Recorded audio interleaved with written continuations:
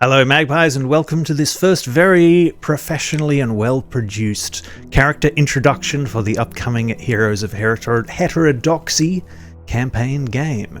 My name is Vikos, my pronouns are any and all, meaning you can call me literally whatever the fuck you want. But keep in mind, if you call me a motherfucker, I will have to fuck your mother. Those are the rules. I don't make the rules. Anyway, I'm here with Dragon Spirit, my friend, pronouns she and her. And say hi, Dragon Spirit. Hello. Hi, so I believe you have decided to roll a fighter. Why don't you tell me a little bit about them? Well, I've decided to go with the name Brooke for her. She's actually working as an acolyte for a relatively far-flung part of the world for where this is taking place. But I do like to play the upfront and in the most danger person, as you could probably tell from some of our last campaigns. Yep, you are the party tank. Absolutely. I take damage so no one else has to. Alright, and you're skipping over perhaps the most interesting part of your character, which is that you are blind. Yeah, I decided to be voluntarily blind for the whole campaign. Yeah, so we kind of based this off a Hindu goddess of snakes called Manasa, who is blind in their left eye. So we kind of had the idea of the left eye of Manasa, a sect of voluntarily blind warriors. And this will be in the nation of Kalashite, of Kalimshan. You are a Kalashite individual. And in my world, this is kind of based on the Hindu golden age of mythology. A world ruled by genies, very of the status, basically equivalent to demigods. So, let's go over. We picked acolyte background, so you grew up in this cult or this church or this order. Yeah. Brooke was raised in the monastery and the sacred grounds virtually as early as she is able to remember. It's a life that's a relatively rough one, considering some of their doctrines, but it's more or less all she's ever known.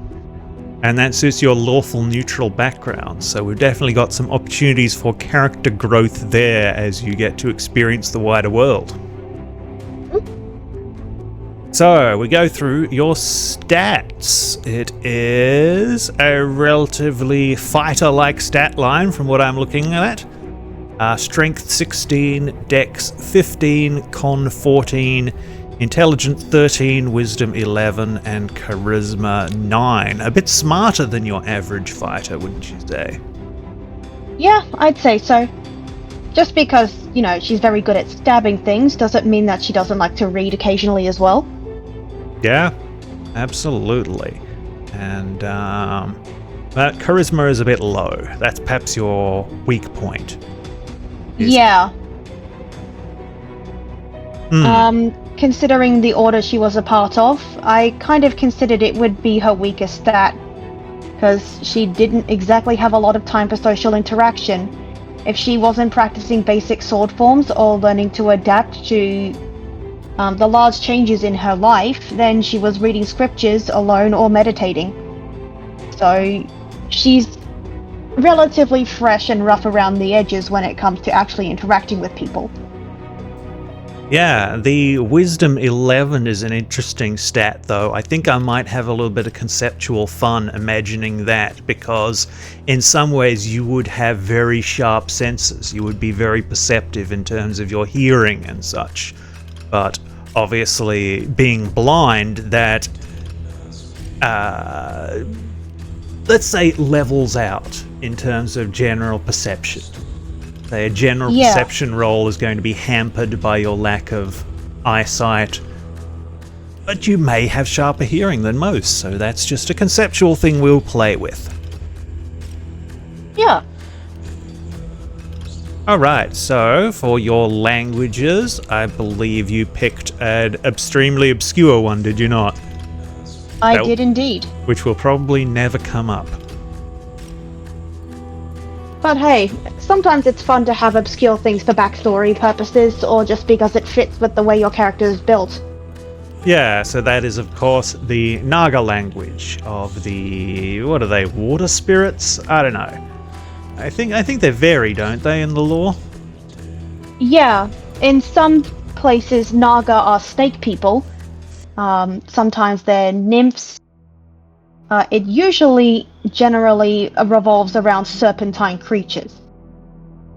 Yeah, so we can imagine that is a language learned through your order, your cult, whatever we want to call it. Yeah. Regarding reptiles as sacred.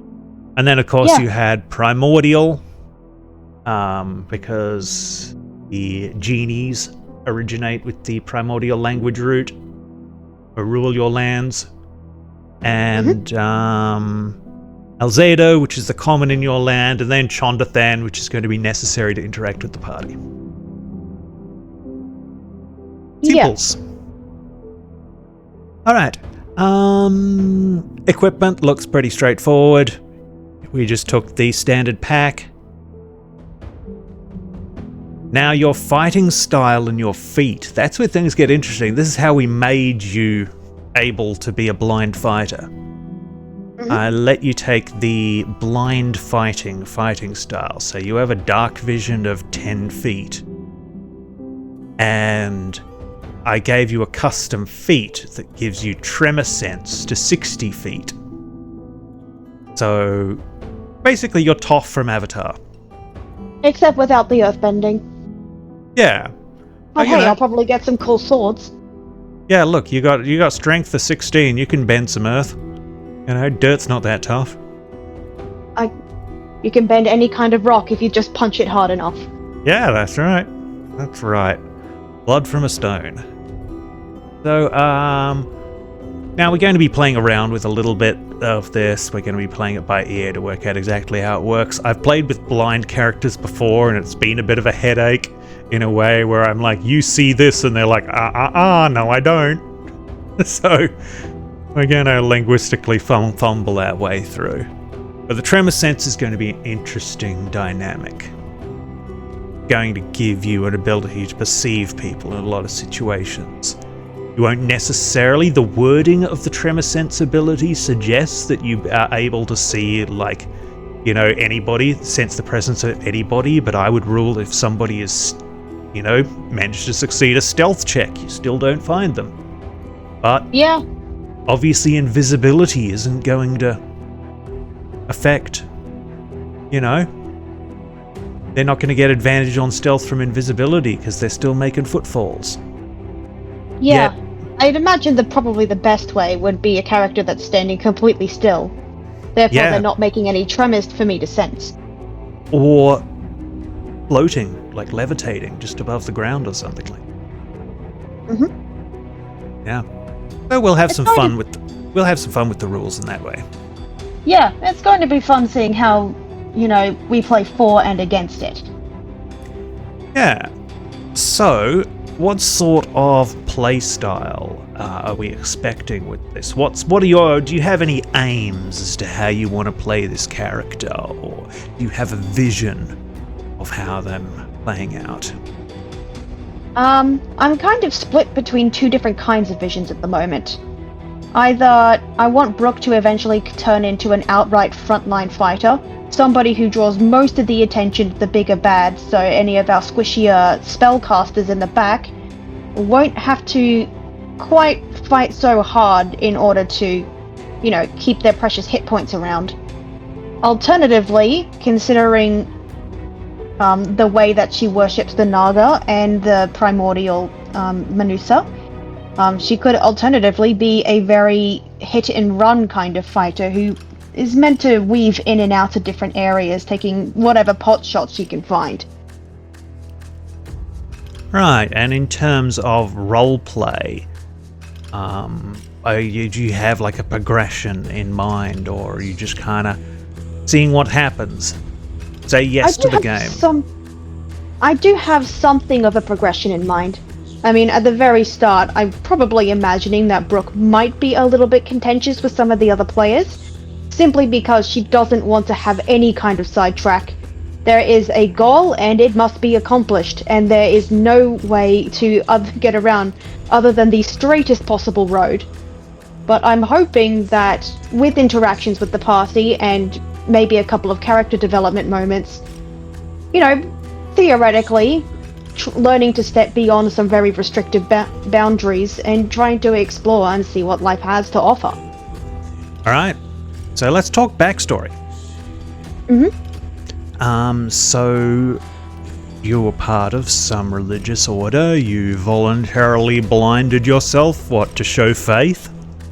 Yes, considering that some of the greatest warriors and heroes in the order are all people who were blind and especially adapted to a blind fighting style, I suppose it was probably considered a very saint-like kind of act to voluntarily blind yourself in order to adapt to the world of the Order's subject of worship.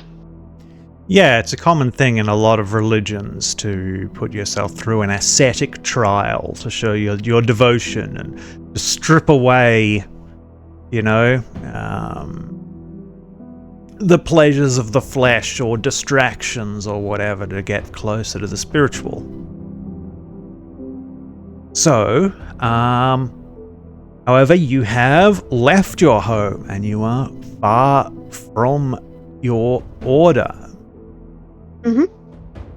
So, how I'm thinking we might work this is that... Would you say that your character is dedicated to the idea of peace?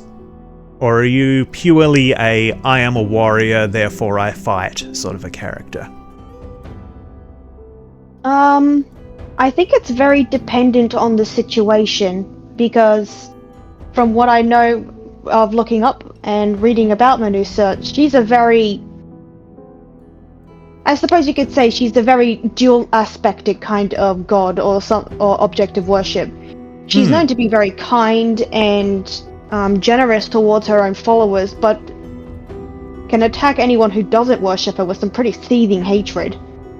So I'd say she's the kind of person where peaceful interactions call for peaceful times, but will not hesitate to draw the sword if she sees that it's going to end up that way.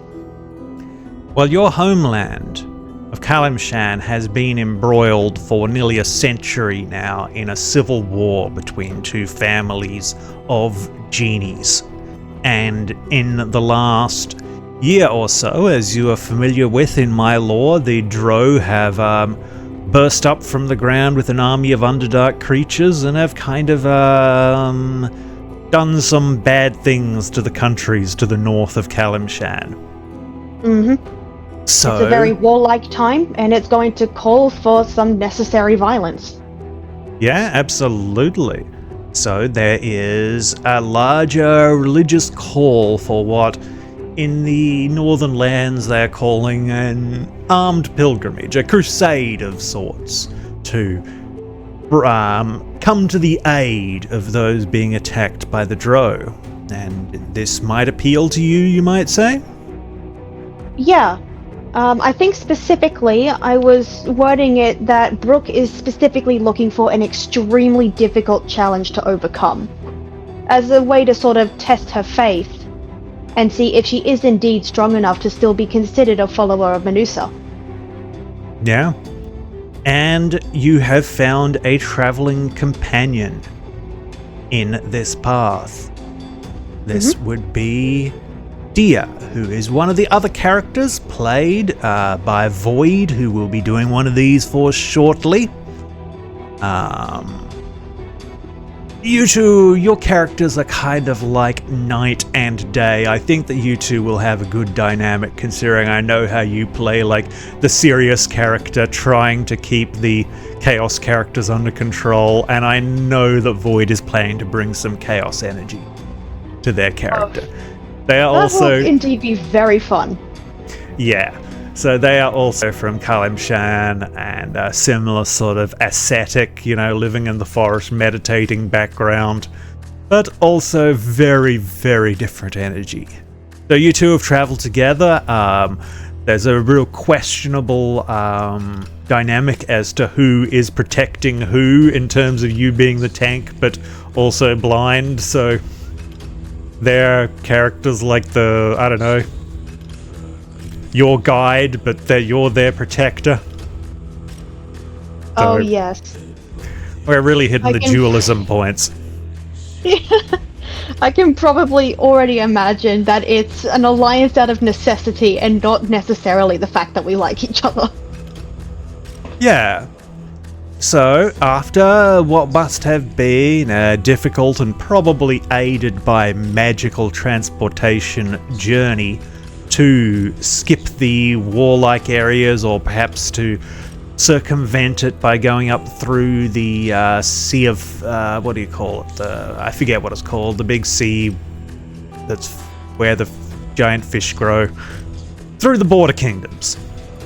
Anyway, the path doesn't matter. The point is, you got there to the northern lands, and you ended up being formed part of a group where they are sending people to the far-flung corners of the Empire to gain support for the Crusade, the Raven's Banner, as it's being called, led by a certain elf paladin who you wouldn't know anything about from a previous game, and